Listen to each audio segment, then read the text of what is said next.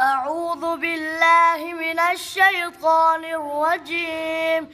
بسم الله الرحمن الرحيم. سبح اسم ربك الأعلى الذي خلق فسواه والذي قدر فهداه والذي أخرج المرعى فجعله غثاء أحواه.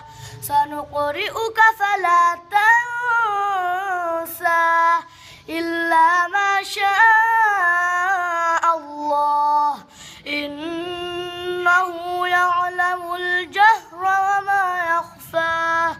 ونيسرك لليسرى فذكر إن نفعت الذكرى.